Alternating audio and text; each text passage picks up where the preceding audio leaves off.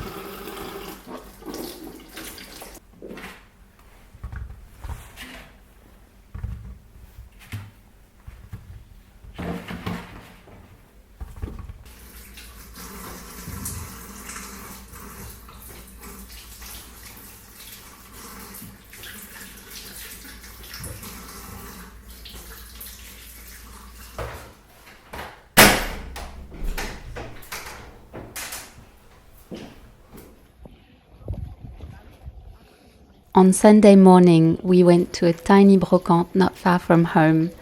Most people in our region are away for the summer, so the brocantes tend to be small, except for the ones along the coast, but we didn't feel like getting lost in the crowds this time.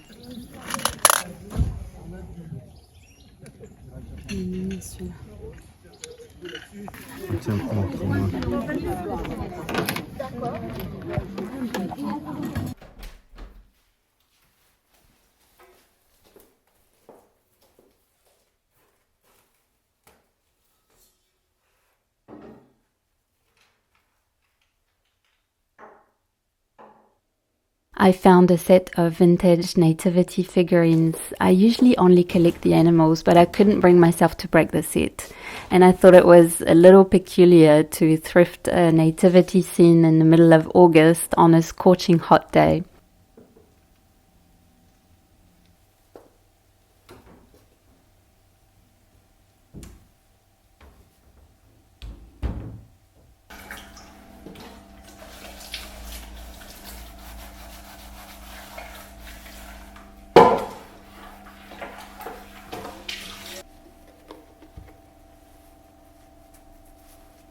I also found a lovely little copper pot that cleaned up beautifully.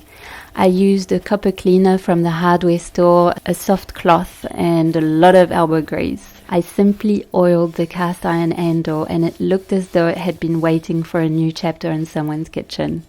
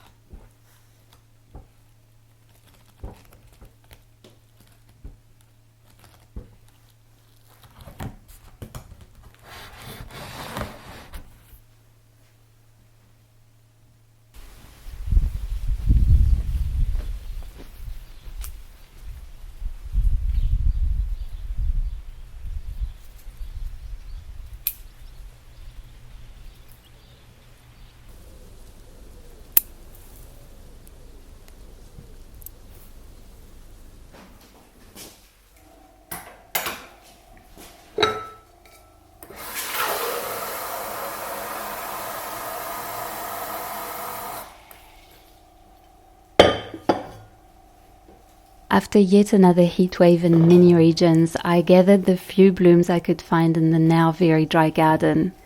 I'm so happy that at last I managed to grow dahlias this year, and now I understand why people love them so much. They may need extra attention in the beginning, but when they finally open, they are like a soft burst of silk and color in the garden, so worth every bit of care.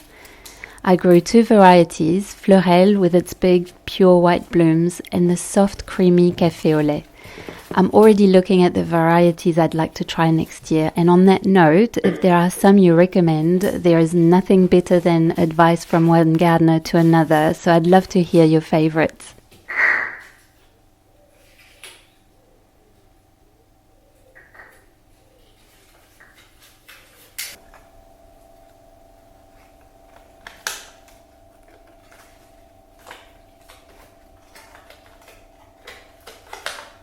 These quiet, simple days are the very reason we chose to live in the countryside, where the closeness to nature is part of daily life and where beauty is often found in the humblest of moments. It's the slow rhythm of the seasons, the small treasures gathered along the way, and the deep contentment that comes from living gently in one place.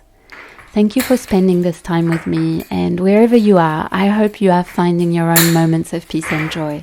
À bientôt.